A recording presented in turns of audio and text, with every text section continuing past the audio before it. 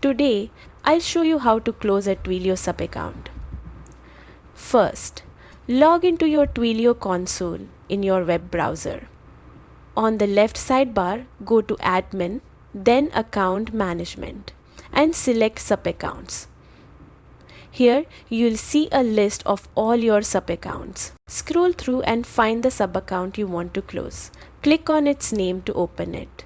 Once inside, go back to Admin, then Account Management and choose Close Subaccount. Twilio will ask you to confirm your action.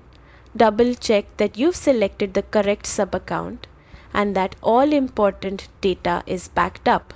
Confirm the closure and the subaccount will be permanently deleted. That's it.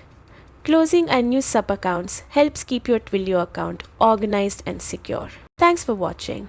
Don't forget to like and subscribe for more Twilio tutorials and tech tips.